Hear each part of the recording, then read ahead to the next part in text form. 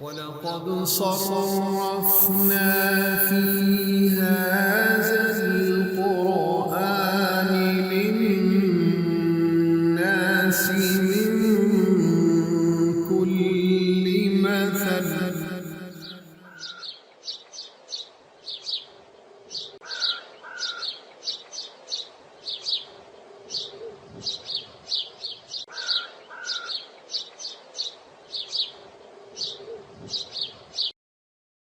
بسم الله الرحمن الرحيم إذا السماء انفطرت وإذا الكواكب انتثرت وإذا البحار فجرت وإذا القبور بعثرت علمت نفس ما قدمت وأخرت يا أيها الإنسان ما غرك بربك الكريم الذي خلقك فسواك فعدلك في أي صورة ما شاء ركبك كلا بل تكذبون بالدين وإن عليكم لحافظين كراما كاتبين يعلمون ما تفعلون إن الأبرار لفي نعيم وإن الفجار لفي جحيم يصلونها يوم الدين وما هم عنها بغائبين وما أدراك ما يوم الدين ثم ما أدراك ما يوم الدين يوم لا تملك نفس لنفس شيئا والأمر يومئذ لله. بسم اللہ الرحمن الرحیم. معزز و مکرم خواتین و حضرات، قاری صاحب کی زبان مبارک سے آپ نے سورۃ الانفطار کی تلاوت سماعت فرمائی. یہ سورت مکی ہے اور اس میں 19 آیتیں ہیں. سب سے پہلے ہم اس سورت کا ترجمہ سنیں گے اور پھر ایک ایک آیت کر کے انشاءاللہ اس کی تفسیر بیان کی جائے گی. اللہ کریم فرماتا ہے، جب آسمان پھٹ جائے گا اور ستارے بکھر جائیں گے اور جب سمندر بہا دیے جائیں گے اور جب قبریں اکھاڑ دی جائیں گی، اس وقت ہر شخص ان اعمال کو جان لے گا جو اس نے آگے بھیجے اور جو اثرات اس نے پیچھے چھوڑے. اے انسان، تجھے کس چیز نے تیرے رب کریم سے غافل کر دیا، جس نے تجھے پیدا فرمایا، پھر تیرے اعضاء کو درست کیا، پھر تجھے اعتدال پر رکھا، جس صورت میں چاہا تجھے ترکیب دے دیا؟ ہرگز نہیں، بلکہ بات یہ ہے کہ تم روز جزا کو جھٹلاتے ہو، حالانکہ تمہارے اوپر نگرانی کرنے والے فرشتے مقرر ہیں جو معزز ہیں، لکھنے والے ہیں، وہ جانتے ہیں جو کچھ تم کرتے ہو. بلا شبہ نیک لوگ نعمتوں میں ہوں گے اور بلا شبہ بدکار لوگ دوزخ میں ہوں گے. وہ اس میں بدلہ کے دن داخل ہوں گے اور وہ اس سے غائب نہ ہو سکیں گے.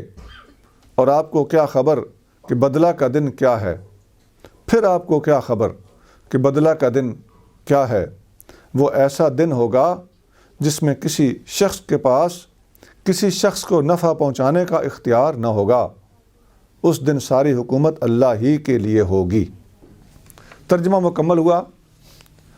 اس صورت میں کافی سارے الفاظ ایسے ہیں جو اردو میں بھی استعمال ہوتے ہیں۔ کواکب، یہ کوکب کی جمع ہے۔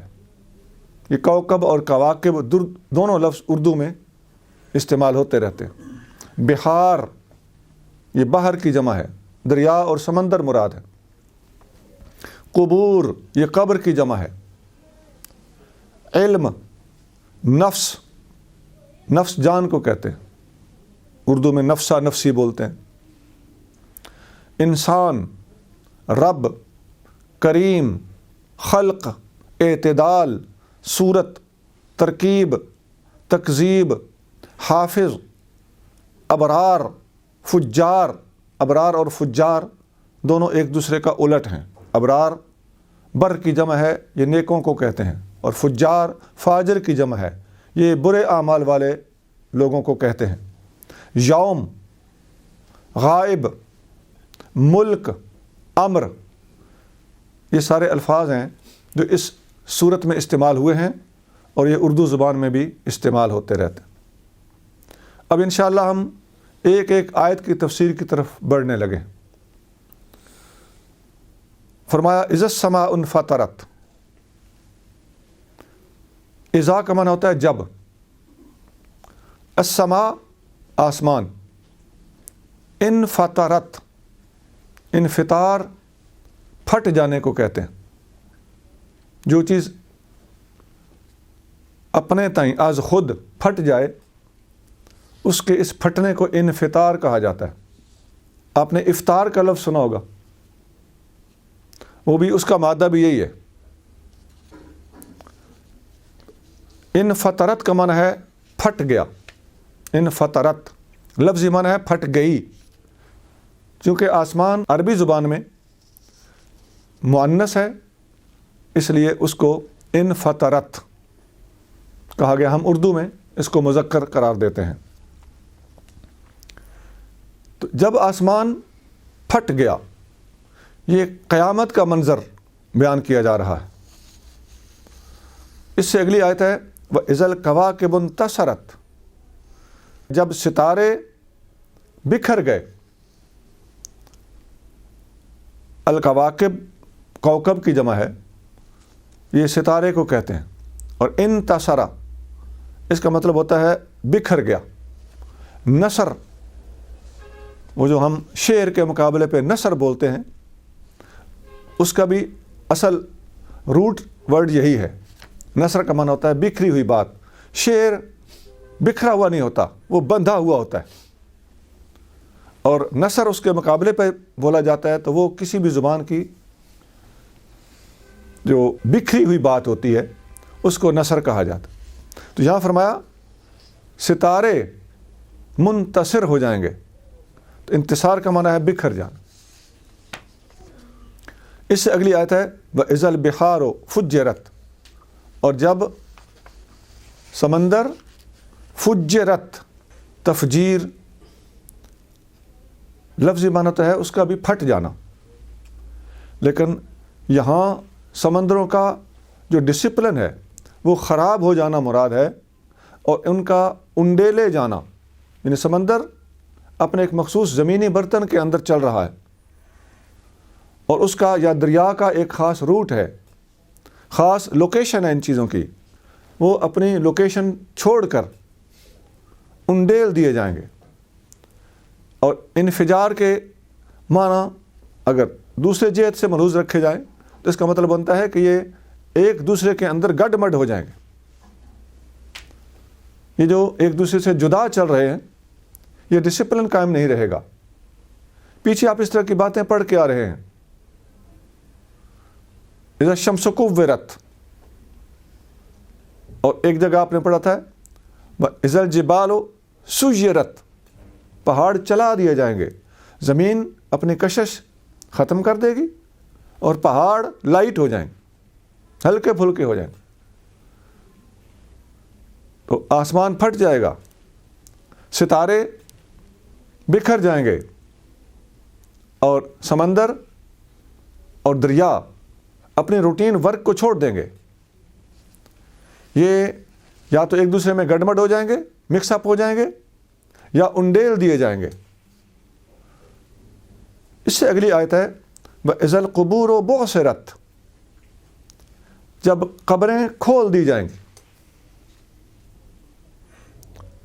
قبور قبر کی جمع ہے، اور بُعْثِرَ اس کا معنی ہوتا ہے کھول دی گئیں۔ یہ جیسا میں پہلے کبھی کبھی بتا دیتا ہوں، یہ پیسو وائس ہے۔ اس سے اگلی آیت ہے عَلِمَتْ نَفْسٌ مَّا قَدَّمَتْ وَأَخَّرَتْ۔ عَلِمَتْ جان لیا، یہاں مراد ہے کہ جان لیا جائے گا، نفسن ہر جان، ہر بندہ، ہر انسان جان لے گا، ما قدمت جو اس نے آگے بھیجا۔ قدمہ تقدیم کہتے ہیں آگے بھیجنے کو۔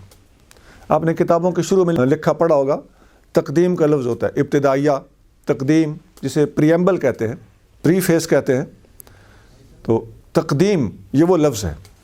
تو قدمت ہر جان نے جو کچھ آگے بھیجا ہے، اس سے مراد ہے اعمال کرنا، خواہ اچھے ہوں یا برے۔ علمت نفس ما قدمت، ہر جان کو پتہ چل جائے گا، یعنی ہر انسان، ہر بندہ جان لے گا کہ اس نے آگے کیا بھیجا ہے، وأخرت اور پیچھے کیا چھوڑا ہے۔ پیچھے چھوڑنے سے مراد سب کچھ آگے آ چکا ہوگا، پیچھے چھوڑنے سے مراد اس کے نیک اعمال کی برکات یا غلط اعمال کی نحوست، یا پیچھے چھوڑ کے آنا اپنے اولاد یا شاگرد یا اپنے صدقہ ہے جاریہ، ان کی طرف اشارہ ہے۔ انسان نے آگے کیا بھیجا اور پیچھے کیا چھوڑا ہے، ہر بندہ جان لے گا۔ یہ جو 5 آیتیں پہلے ہم نے ابھی تک پڑھی ہیں، ان سب میں قیامت کا منظر بیان کیا گیا ہے۔ جب آسمان پھٹ جائے گا، تارے جڑ جائیں گے، سمندر انڈیل دیے جائیں گے اور گڑبڑ ہو جائیں گے، قبریں پھٹ جائیں گی اور کھول دی جائیں گی، ہر بندہ جان لے گا اس نے آگے کیا بھیجا اور پیچھے کیا چھوڑا۔ سب کچھ جتنا اب تک بیان ہوا ہے، اس کا تعلق قیامت کے دن کے ساتھ ہے۔ ایک حدیث میں آتا ہے، یہ حدیث مسلم شریف میں بھی ہے، اور خاص طور سے علمت نفس ما قدمت وأخرت کے حوالے سے یہ حدیث مستدرک حاکم میں بھی موجود ہے۔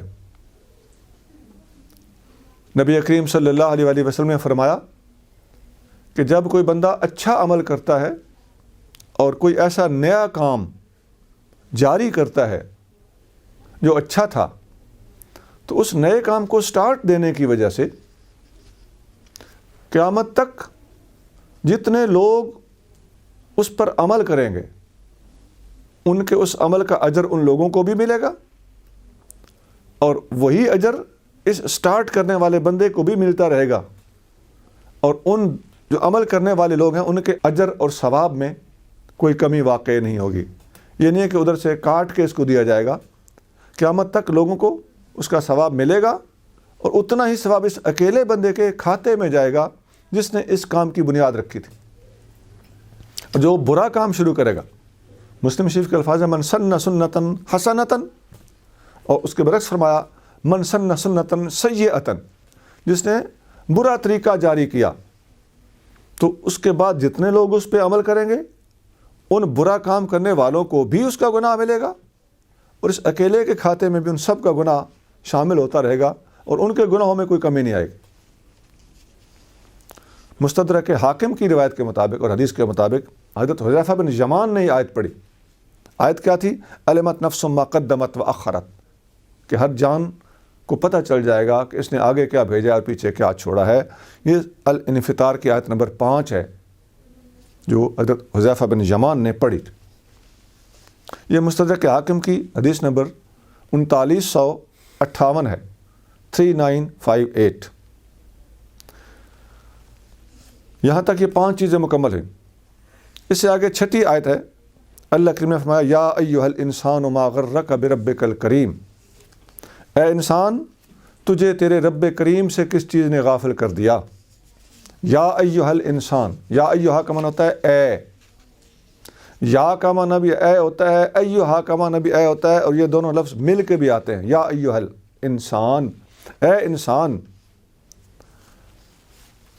ما غرک، ما کا معنی کیا، یعنی کس چیز نے، کون سی چیز نے، غرک تجھے دھوکے میں رکھا، تجھے غافل کر دیا، غرہ غافل کیا، کا تجھے، غرہ کا تجھے غافل کیا، تجھے دھوکے میں ڈالا، بربک الکریم، با اس کا معنی ہوتا ہے سے، ساتھ، اباؤٹ، یہ سارے معنی ہوتے ہیں اس کے۔ رب کا تیرا رب، بے رب کا تیرے رب سے، ما غرک برب کا تیرے رب سے کس چیز نے تجھے غافل کیا، الکریم جو کریم ہے، مہربان ہے، ما غرک بربک الکریم تجھے تیرے رب کریم سے کس چیز نے غافل کیا۔ بڑے خوبصورت الفاظ ہیں، رب بھی اور کریم بھی۔ یہ ایسے الفاظ ہیں کہ میں نے بعض روحانی لوگوں کو ان الفاظ کو اہمیت دیتے ہوئے دیکھا ہے۔ اللہم ربی الکریم، اے میرے اللہ، اے میرے رب، اے کریم، یہ تینوں لفظ ایسے خوبصورت ہیں کہ بندہ جب اپنے مالک کو ان لفظوں کے ساتھ پکارے اور بلائے تو اس کے سینے میں ٹھنڈ پڑتی ہے۔ ربی میرا رب، الکریم وہ جو کریم ہے۔ بندوں پر شفقت چھلکتی ہوئی نظر آ رہی ہے کہ رب اپنے بندوں سے کتنا کریم ہے۔ ایک حدیث صحیح بخاری میں ہے، حضرت عمر فاروق رضی اللہ تعالیٰ عنہ اس کو روایت کرتے ہیں، فرماتے ہیں قادم علی النبی صلی اللہ علیہ وآلہ وسلم صبی، نبی کریم صلی اللہ علیہ وسلم کے پاس قیدی لائے گئے، جنگ کے قیدی تھے۔ تو فیضا امرات من الصبی قد تحلب ثدیہا، ایک عورت ان میں ایسی آ گئی ان قیدیوں میں کہ وہ اپنے بچے کو ڈھونڈ رہی تھی۔ میں شارٹ کرنے لگا ہوں، شاید میں اس کا ترجمہ جو کروں تو احتیاط سے کرنا پڑے۔ وہ عورت اپنے دودھ پیتے بچے کو قیدیوں کے اندر تلاش کر رہی تھی، سامان کے اندر دیکھ رہی تھی۔ وہ بچہ جب اس کی نظر میں آیا، بچے پہ نظر پڑ گئی تو عورت نے نہ آؤ دیکھا نہ تاؤ، یہ بھی محسوس نہیں کیا کہ میں نامحرم لوگوں کے سامنے کھڑی ہوں اور میں مسلمانوں کے سامنے کھڑی ہوں جو دوسرے مذہب والے ہیں۔ بچے کو اٹھایا، اپنی چھاتی سے لگایا اور سب کے سامنے اپنا دودھ اس کے منہ میں ڈال دیا۔ تو حدیث میں آتا ہے کہ جیسے اس عورت کا دودھ ابل رہا تھا، ماں کی مامتا بچے کی بھوک مٹانے کے لیے بےتاب تھی۔ حبیب کریم صلی اللہ علیہ وآلہ وسلم نے صحابہ اکرام سے فرمایا اترون ھذہ طارحۃ ولدھا فی النار، کیا سمجھتے ہو یہ عورت اپنے بچے کو آگ میں خود ڈالے گی، جہنم میں پھینکے گی؟ قلنا لا وہی تقدر علی ان لا تطرحہ، ہم نے عرض کیا حضور اس کا بس چلا تو کبھی نہیں پھینکے گی، بے بس ہو جائے الگ بات۔ فقال، آپ کریم صلی اللہ علیہ وآلہ وسلم نے فرمایا للہ ارحم بعبادہ من ھذہ بولدھا، اللہ اپنے بندوں پر اس عورت کی نسبت زیادہ مہربان ہے جتنی اس اپنے بیٹے پر مہربان۔ یہ حدیث بخاری شریف میں ہے اور حدیث نمبر 5999 ہے، 5999۔ تو آیت کیا تھی؟ ما غرک بربک الکریم، اے انسان تجھے تیرے کریم رب سے کس چیز نے غافل کر دیا۔ الذی خلقک فسواک فعدلک، اگلی آیت ہے تیرا وہ رب کریم، الذی جس نے خلقک تجھے پیدا کیا، تجھے خلق کیا، خلق کیا، کا اس کا معنی ہے تجھے، خلقک تجھے خلق کیا، فسواک تو پھر تجھے برابر کیا۔ برابر کرنے کا مطلب ہے کہ ہر انسان کو اوپر سے چمڑا پہنایا اور اسے انگلیاں، ناخن، اچھی فنشنگ کی۔ تو انسان اگر دیکھے تو اگر انسان کے اوپر سے کھال اتار دی جائے تو اب دیکھیں انسان کتنا بھدا نکل آئے گا۔ اللہ کریم جل شانہ نے انسان کو بہت برابر کر کے، تسویہ اسی کو کہتے ہیں کہ انسان کو فنشنگ اچھی دے کر ایک حسن فراہم کیا۔ فعدلک اے انسان تجھے اللہ نے اعتدال بخشا۔ اعتدال سے مراد ہے کہ انسان کو سیڈول، سیمیٹریکل بنایا۔ دو ٹانگوں پر کھڑا ہونے کے باوجود انسان گرتا نہیں ہے۔ سائیکل ہو، موٹر سائیکل ہو، سیڑھی ہو، جن جن چیزوں کی دو ٹانگیں ہیں وہ ہوں تو دو ٹانگوں پر بغیر کسی سٹینڈ کے کھڑی نہیں ہو سکتی، بغیر کسی سہارے کے کھڑی نہیں ہو سکتی۔ انسان بغیر کسی سہارے کے دو ٹانگوں پر کھڑا بھی ہو لیتا ہے، چل بھی لیتا ہے، دوڑ بھی لیتا ہے، آگے کو بھی جھک سکتا ہے، پیچھے کو بھی ایک حد تک جھک سکتا ہے، رائٹ لیفٹ بھی جھک سکتا ہے۔ یہ کوئی معمولی تخلیق نہیں ہے۔ انسان جو کہ پیدا ہوتے ہی اپنی طرف توجہ دینے کی عادت نہیں ہوتی، تو جو چیز انسان کی روٹین میں ہوتی ہے انسان کے نزدیک اس کی اہمیت ختم ہو جاتی ہے۔ حق یہ ہے کہ انسان سر سے پیر تک صرف دیکھے، انسان اپنی گردن کو اوپر نیچے کر سکتا ہے۔ کیا وجہ ہے؟ یہ فلیکسیبلٹی کہاں رکھی گئی ہے؟ یہ وہ گردن میں ہے۔ گردن کے مورے کس قدر ہیں، انسان کو کس حد تک حرکت کرنے دیتے ہیں، کس حد تک انسان کو حرکت نہیں کرنے دیتے، کہاں تک انسان رائٹ کو حرکت کر سکتا ہے یا کہاں تک لیفٹ کو حرکت کر سکتا ہے۔ موروں میں کتنی لچک ہے، انسان نیچے کو جھک سکتا ہے، سیدھا بھی ہو سکتا ہے۔ انسان کے گھٹنے، ان کے اندر جو لیور ہے وہ کیسا خوبصورت ہے۔ یہ جو کولے کے لیور ہوتے ہیں غور سے دیکھنے کے قابل ہیں۔ کونی یہ حرکت کر رہی ہے، ایک حد تک کرتی ہے، دوسری حد تک نہیں کرتی۔ انہی چیزوں کو دیکھ کر انسان نے مختلف قسم کی مشینریاں بنائی ہوئی ہیں۔ یہ زمین کھودتی ہے، یہ ہل چلاتی ہے، ان ساری چیزوں کے اندر لیور موجود ہوتے ہیں۔ تو انسان کے جسم کے اندر جتنی چیزیں اللہ پاک نے رکھی ہیں ان کا تذکرہ فرماتے ہوئے اللہ کریم نے ارشاد فرمایا الذی خلقک، تین چیزیں فرمائیں۔ خلقک تجھے خلق کیا، پھر خلق کرنے کے اندر کاریگری کتنی ہے۔ فسواک تجھے مساوی کیا، فعدلک تجھے اعتدال بخشا۔ اب اعتدال بخشنے سے بعض مفسرین نے ادھر بھی اشارہ کیا ہے کہ اعتدال انسان کے مزاج کے حوالے سے بھی یا مراد ہو سکتا ہے۔ انسان کے جسم میں طبیبوں کے تحقیق کے مطابق صفرا، سودا، بلغم اور خون، چار خلطیں موجود ہیں۔ ان کے اندر اللہ کریم نے اعتدال رکھا ہے، اور اخلاط، خلط کی جمع اخلاط ہے۔ اخلاط کے اعتدال کا نام صحت ہے۔ جب ان میں اعتدال ختم ہو جاتا ہے انسان بیمار پڑ جاتا ہے، اور اعتدال پہ لانا واپس یہ شفا ہے۔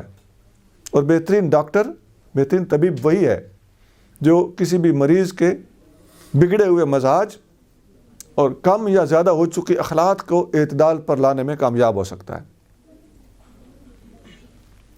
اور جو لوگ ان باتوں کو مانتے ہی نہیں ہیں کہ خلط بھی کوئی چیز ہے، وہ اتنی باریکی کے طبیب اور ڈاکٹر نہیں ہو سکتے۔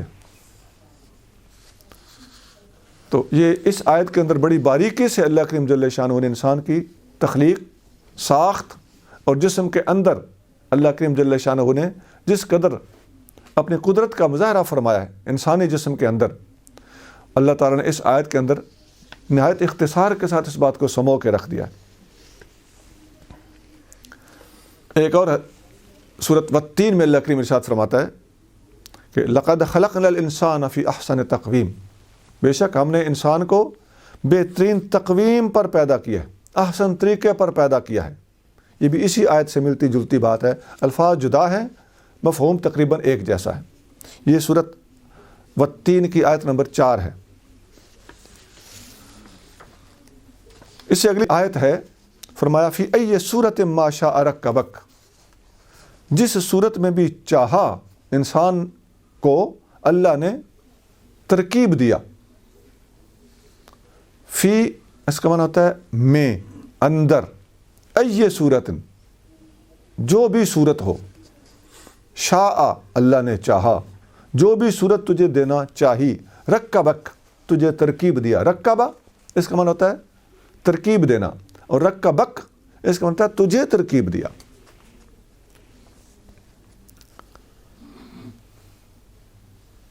یہ ہر انسان کو جو اللہ نے صورت دی ہے، ایک تو مطلق انسانی صورت ہے کہ ہر انسان کی 2 آنکھیں، 2 کان، 1 ناک، 1 منہ، منہ کے اندر اتنے دانت، 1 زبان، پورا جسم، یہ انسان کی اپیئرنس ہے، صورت۔ باقی اعضاء وہ ایک الگ چیز ہے۔ لیکن جو انسان کا حسن ہے، اگر آپ دیکھیں تو تمام مخلوقات میں انسان جدا گانا ہے۔ اور آپ دیکھیں گائے، بھینس، بکرا، ہاتھی، گدھا، گھوڑا، سب اللہ کی مخلوق ہیں۔ یہ سب چیزیں انسان کے سامنے ہیں، لیکن انسان کو یہی چیزیں دی ہیں، لیکن چہرہ ایسا ہے۔ ان چیزوں کو بھی یہی چیزیں دی ہوئی ہیں اللہ تعالیٰ نے، لیکن چہرہ ویسا ہے۔ زمین آسمان کا فرق ہے کہ نہیں؟ انسان جیسا حسن کسی چیز کے اندر اللہ کریم نے نہیں رکھا۔ باقی چیزیں کمپیریزن کر ہی نہیں سکتی، ان میں یہ سینس ہی نہیں ہے، اتنی عقل ہی نہیں ہے جو اللہ نے انسان کو دی ہے۔ لیکن انسان اپنے حسن اور ان جاندار چیزوں کے حسن کے درمیان موازنہ کر سکتا ہے۔ انسان کو اللہ کریم نے یہ شعور عطا فرمایا۔ تو انسان کو دعوت فکر دی جا رہی ہے کہ اللہ نے تجھے خلق کیا، تجھے مساوی کیا، تجھے اعتدال بخشا، اور فی ای صورت ما شاء رکبک، جس صورت میں چاہا تجھے ترکیب دے دیا۔ ترکیب کا مطلب ہوتا ہے کسی چیز کو کمپاؤنڈ کرنا، بنانا، مرکب بنانا، مختلف چیزوں کو مکس کر کے بنانے کا نام ترکیب ہوتا ہے۔ ایک پہلو تو یہ ہے کہ انسان کو یہ سارے اعضاء دے کر اس کا جو ظاہر ہے، اپیئرنس ہے، اس کو کتنا خوبصورت بنایا۔ دوسرا پہلو یہ ہے کہ تمہیں جس صورت میں چاہا تشکیل کیا۔ تو اس میں ایک ہلکا سا اشارہ ادھر جاتا ہے کہ انسان اگر غور کرے تو نہ صرف اس کا چہرہ بڑا خوبصورت اور دوسری جاندار چیزوں کے مقابلے پہ اور زیادہ خوبصورت، بلکہ اس سے بڑھ کر انسان اگر غور کرے تو ایک انسان کا دوسرے انسان سے چہرہ بھی مختلف۔ دنیا کا کوئی انسان 100% دوسرے انسان کی شکل پر نہیں ہے۔ آپ غور سے دیکھیں کہ یار یہ فلاں بندہ نظر آتا ہے، لیکن قریب جاؤ تو پتہ چلتا ہے یہ وہ نہیں ہے، یہ دوسرا ہے۔ تو یہ اللہ تعالیٰ جل شانہ نے اپنی قدرت کا ایک عظیم مظاہرہ فرماتے ہوئے انسانوں کو مختلف شکلیں عطا فرمائی۔ اس سے اگلی آیت ہے کلا بل تکذبون بالدین، ہرگز نہیں بلکہ تم لوگ جزا کے دن کو جھٹلاتے ہو۔ ہرگز نہیں بلکہ تم جزا کے دن کو جھٹلاتے ہو۔ یہ ہرگز نہیں کا یہاں کیا مطلب ہے؟ اس کا مطلب یہ ہے کہ یہ ساری چیزیں جو ہم نے انسان کو توجہ دلانے کے لیے، اس طرف متوجہ ہونے کے لیے ہم نے ارشاد فرمائی ہیں، یہ ساری کی ساری چیزیں انسان کے نوٹس میں ہیں، ہم تو صرف ریمائنڈ کرا رہے ہیں۔ تو اصل مسئلہ انسان کا ان چیزوں سے بے خبر ہونا نہیں ہے۔ اصل مسئلہ یہ ہے کہ جو لوگ منکر ہیں، انکار کرنے والوں کو انکار کی بیماری نے پکڑا ہوا ہے، اور وہ بیماری ایسی غالب ہے کہ ان چیزوں کی طرف دھیان نہیں دینے دیتی کہ ہمیں کس نے بنایا ہے، یہ آٹومیٹیکلی تو نہیں ہم بن گئے، بنایا کس نے ہوگا، وہ کون ہے اور جس نے ہمیں بنایا ہے اس نے ہمیں کیوں بنایا ہے, کیا مشن دے کر بھیجا ہے, ہم نے یہاں آئے ہیں تو پھر آگے ہم نے کہاں جانا ہے, ہم کہاں سے آئے, کیوں آئے, آگے کہاں جانا ہے اور آگے کیا ہونا ہے. یہ ساری باتیں ایسی ہیں کہ یہ انسان کو اصل, اللہ نے فرمایا کہ اصل بیماری یہ ہے کہ یہ قیامت کے اور بدلے کے دن کو جھٹلانا چاہتا. تکذبون, اس کا معنی ہے تم جھٹلاتے ہو. اس کا جو مصدر ہے وہ تکذیب ہے. اس سے اگلی آیت ہے وَإِنَّ عَلَيْكُمْ لَحَافِظِينَ, بے شک تمہارے اوپر حافظین, یہ حافظ کی جمع ہے, حفاظت کرنے والے موجود ہیں. ان بے شک, علیکم تمہارے اوپر, لحافظین لام کا معنی ہوتا ہے ضرور, حافظین ضرور موجود ہیں. یہ حافظین کون ہیں؟ آگے فرمایا کرامن کاتبین, وہ حافظین حفاظت کرنے والے وہ کرامن کاتبین ہیں. حفاظت کس کی کرتے ہیں؟ حفاظت سے مراد انسان کو موت سے بچانا نہیں ہے, وہ تو آ کے رہنی ہے. حافظین سے مراد یہ ہے کہ تمہارے اعمال کی حفاظت کرتے ہیں, تمہارے اعمال کو نوٹ کرتے ہیں, لکھتے رہتے ہیں. تمہاری ہر بات اللہ کی بارگاہ میں محفوظ ہے, حتیٰ کہ اس نے تمہارے دائیں بائیں 2 فرشتے بٹھائے ہوئے ہیں. ایک فرشتہ تمہاری نیکیاں لکھتا ہے, دوسرا فرشتہ تمہارے گناہ لکھتا ہے. تو کرامن اس کا معنی ہوتا ہے عزت والے. کاتبین, یہ کاتب کی جمع ہے, محرر لکھنے والا, رائٹر. تو کرامت والے اور عزت والے لکھاری فرشتے موجود ہیں تمہارے اوپر, جو تمہارے کندھوں پر ڈیوٹی دینے کے لیے ہمہ وقت موجود ہیں. یہ بات میں پہلے بھی عرض کر چکا ہوں کہ فرشتے مذکر اور مؤنث نہیں ہوتے, یہ ہر انسان کے کندھوں پر موجود ہوتے ہیں. لہذا قرآن و سنت سے جو لوگ ہٹے ہوئے ہیں, علم سے انہیں دلچسپی نہیں ہے, میں سینہ زوریاں ان کا پیشہ ہے, وہ اس قسم کی باتیں کرتے ہیں کہ فلاں اللہ کے پیارے کی روح فرشتے نے قبض نہیں کی, فلاں کی روح قبض کی ہے. تو وہاں بھی وہ بے اعتدالیاں کرتے ہیں. بھئی ایک کی اگر نہیں کی تو اسی طرح کا ایک اور بھی اللہ کا پیارا موجود تھا, ان کی کیوں کی؟ سب کے ساتھ ایک جیسا رویہ ہونا چاہیے. اور یہ کیوں نہیں کی, ان لوگوں کا کہنا ہے کہ وہ فرشتہ نامحرم ہوتا ہے. فرشتے کوئی محرم نامحرم نہیں ہوتے, فرشتے مذکر مؤنث ہوتے ہی نہیں ہیں. یہ محرم نامحرم کا تعلق تمہارے ساتھ ہے, یہ انسان کا معاملہ انسان تک ہے. اور ایک بات اور بھی سمجھ آئی کہ یہ فرشتے کرامن کاتبین, عزت والے کاتب ہیں. تو ان فرشتوں کی بے ادبی کرنا کرام کے لفظ کی مخالفت ہونے کی وجہ سے بالکل کفر ہے.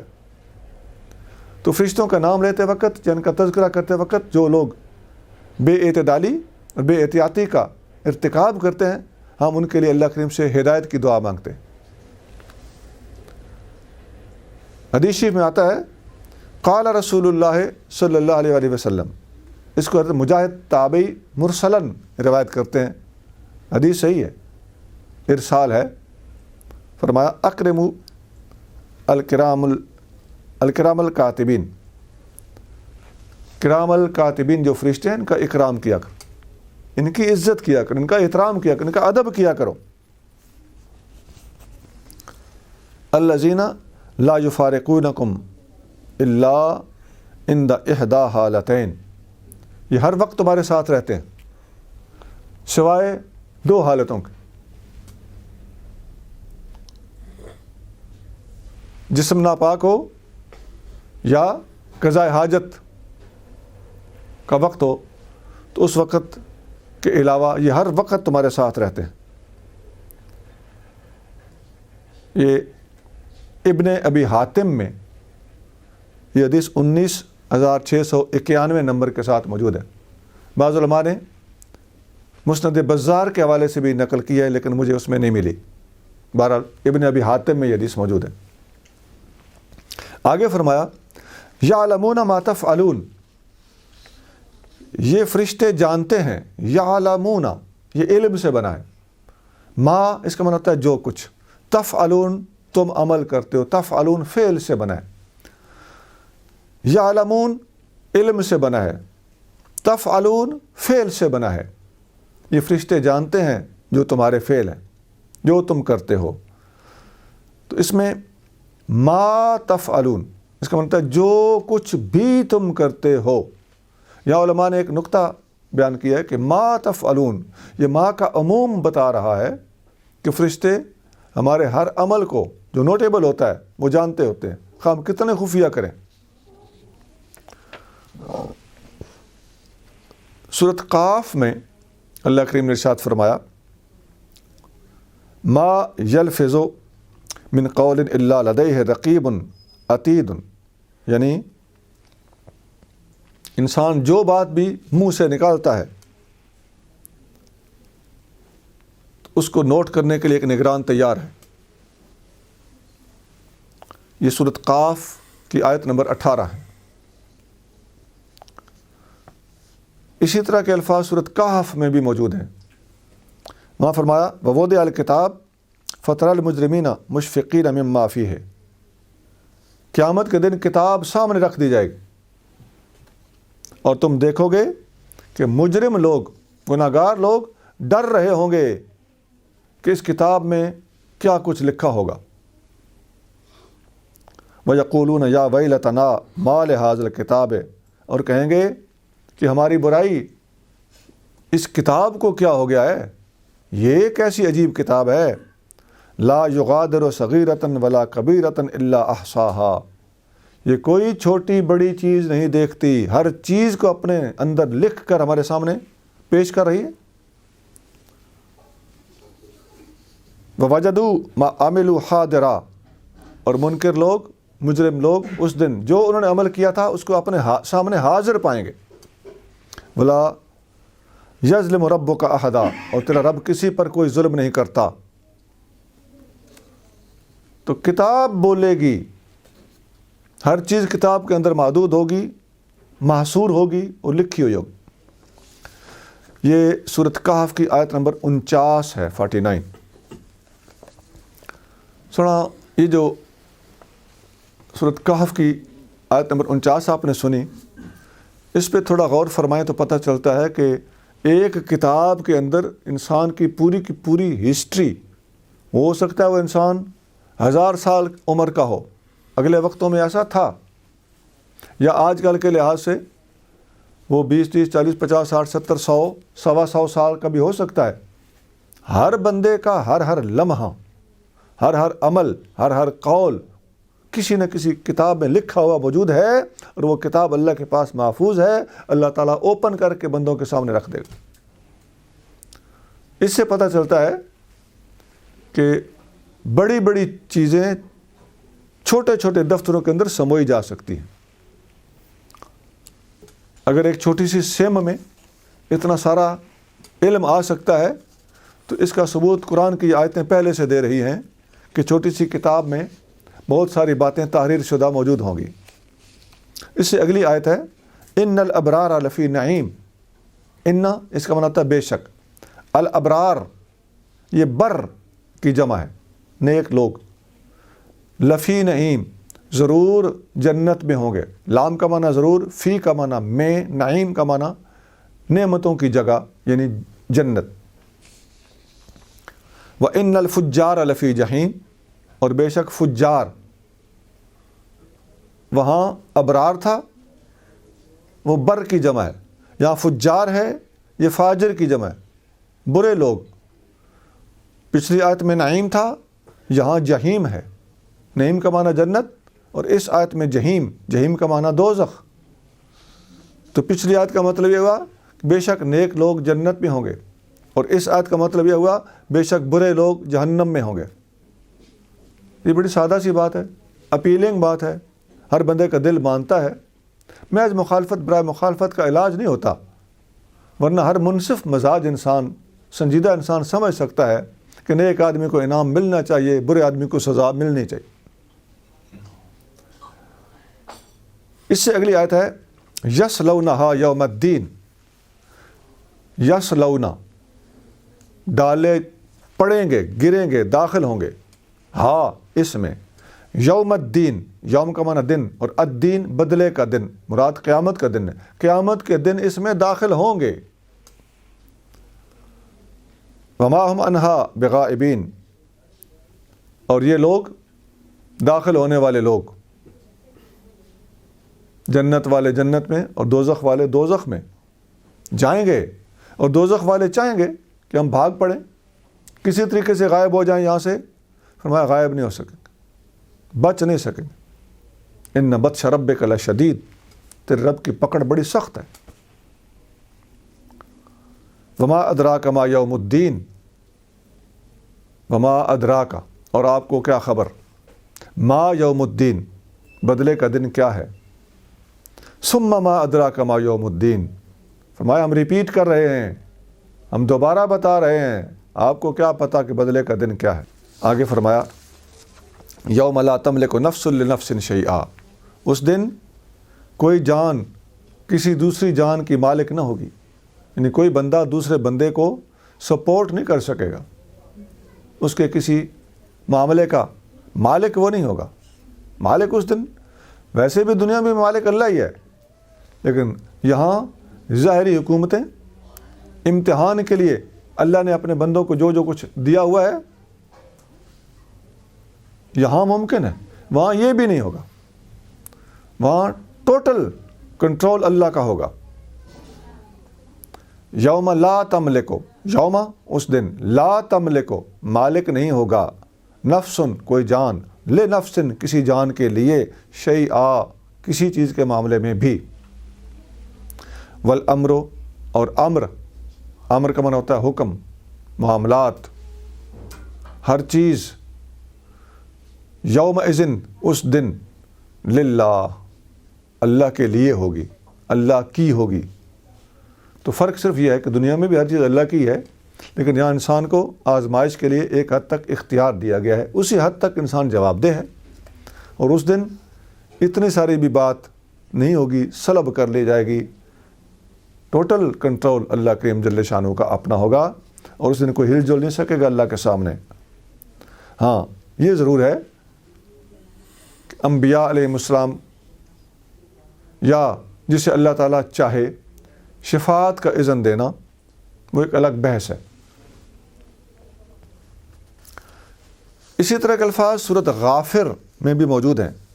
اللہ کریم نے فرمایا لمن الملک اليوم، قیامت کے دن اللہ فرمائے گا آج بادشاہی کس کی ہے. للہ الواحد القہار، خود ہی اللہ کریم جواب دیتا ہے اللہ واحد قہار کے لیے ہے. قہار اس کا مطلب ہوتا ہے قہر والا، مراد جو ہر چیز کے اوپر ایسا غالب ہو کہ جو بھی کوئی حرکت کرے، کوئی بات کرے، کوئی کام کرے، فائنل ڈیسیژن اسی کا ہوتا ہو، اس کو قاہر اور قہار کہتے ہیں. یہ سورۃ غافر کی آیت نمبر 16 ہے. اسی طرح کی بات اللہ کریم جل شانہ نے سورۃ الفرقان میں بھی ارشاد فرمائی. وہاں فرمایا الملک یوم اذن الحق للرحمن، قیامت کے دن بادشاہی رحمان کے لیے ہوگی جیسا بادشاہی ہونے کا حق ہے. وکان یوما علی الکافرین عسیرا، اور وہ دن کافروں کے لیے بڑا تنگی کا دن ہوگا. یہ سورۃ الفرقان کی آیت نمبر 26 ہے. ایک حدیث میں آتا ہے نبی کریم صلی اللہ علیہ وآلہ وسلم نے جب یہ آیت نازل ہوئی سورۃ الشعراء کی آیت نمبر 214، وَأَنذِرْ عَشِيرَتَكَ الْأَقْرَبِينَ، اے محبوب اپنے قریبی رشتہ داروں کو اللہ کا خوف دلائیے. تو نبی کریم صلی اللہ علیہ وسلم نے تمام قریشیوں کو جمع فرمایا. دعا رسول اللہ صلی اللہ علیہ وسلم قریشن فاجتمعوا، وہ سب کے سب جمع ہو گئے.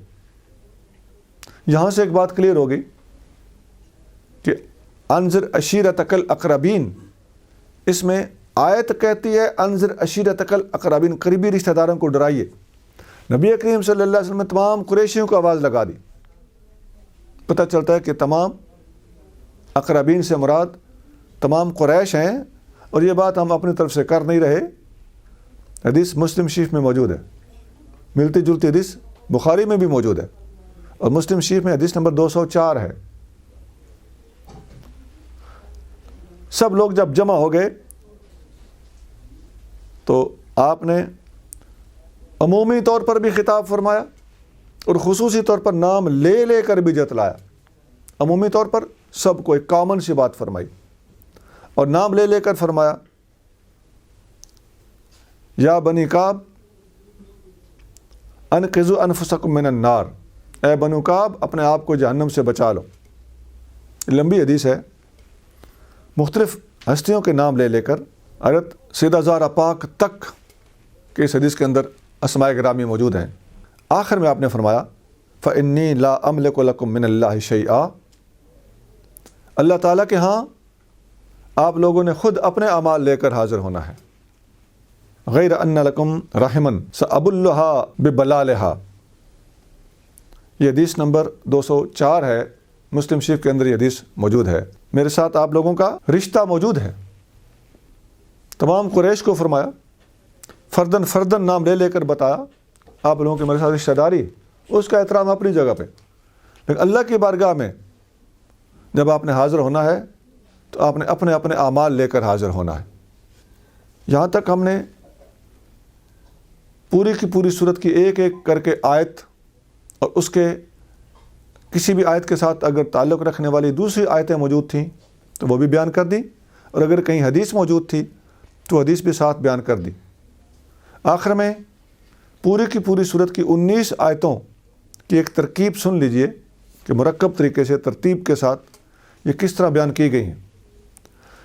آیت نمبر 1 سے لے کر آیت نمبر 5 تک قیامت کے مناظر بیان ہوئے۔ آیت نمبر 6 سے لے کر آیت نمبر 8 تک انسان کے اپنے وجود میں اللہ کریم کی نشانیاں بیان کی گئی ہیں، اور اللہ تعالیٰ کے موجود ہونے کے دلائل دیے گئے ہیں کہ اپنے وجود کو دیکھ لو، تیرا بنانے والا کوئی اور ہے۔ آیت نمبر 9 سے لے کر آیت نمبر 19 یعنی سورت کے آخر تک قیامت کے دن اللہ کی بارگاہ میں انسان کی جواب دہی کا ذکر ہے کہ تم نے اللہ کے سامنے جواب دہ ہونا ہے۔ سبحان ربک رب العزت عما یصفون وسلام علی المرسلین والحمد للہ رب العالمین۔